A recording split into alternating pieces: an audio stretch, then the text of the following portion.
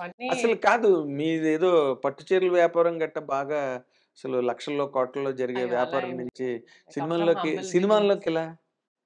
నేను యాక్చువల్లీ నేను 'పాగల్' చేశాను.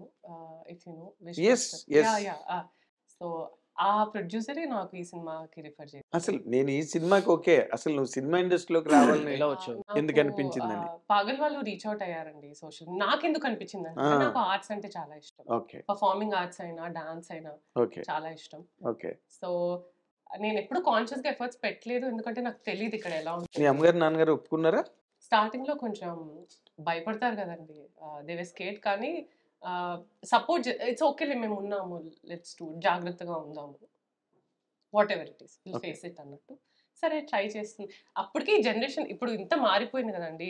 గ్లోబలైజేషన్ వచ్చేసింది. హ్మ్. ఫిల్మ్స్ కానీ everybody is doing lot of things.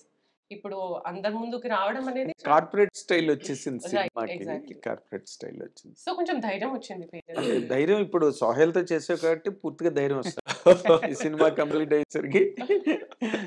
ఎందుకంటే సోహెల్ నిర్మాతగా కూడా ఈ సినిమాకి నిలబడ్డం కోట్లు, కోట్లు పెట్టాడు లోపల నుంచి. ఆ! మీ అందరూ కలిపి తీయాలి ఇప్పుడు. యెస్. ఆ కోట్లు బయటికి. సోహెల్ కోట్లు. ఆడియన్స్ తీయాలి. అదే ఆడియన్స్ అన్న. ఇవ్వాలి. నేను తీసుకోవాలి. సో, నా కోసం కాకపోయినా sir I can earn from another film and all. But Pasha అని చెప్పేసి global films he started his career with this global films. He is middle class family. He don't have crores of money with him. అదేలే. So he want to complete this movie in 3 crores, but eventually like మాకు ఒక అనుకున్న బడ్జెట్లో అవ్వదు మీకు తెలిసిందే. So it's around like 4.7 to 4.8 వరకు అయింది. సో అయినా కూడా ఎక్కడ కాంప్రమైజ్ అవ్వకుండా ఆయన కూడా చాలా కష్టపడి ఇది చేశాడు.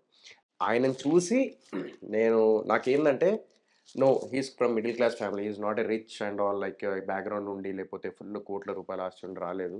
So he believed on me and he believed on the script. He believed on the team. వచ్చాడు.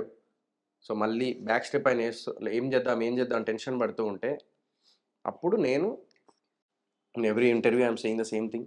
Even I want to say in front of you also same thing. But that's my feeling sir. అంటే ఒక చిన్న బాధ. ఏంటిదంటే it's not బాధ, but I'm very happy. నాకు ఇల్లు ఎప్పటిదాకా ఉంటుందో తెలియదు కానీ ఈ సినిమా అనేది నాకు నా కొడుకు వాళ్ళ కొడుకు అట్లా జనరేషన్ ఎంత మారినా కూడా ఈ సినిమా అనేది ఉంటుంది. ఇదే నా ప్రాపర్టీ అని చెప్పేసి ఫీల్ అవుతా నేను.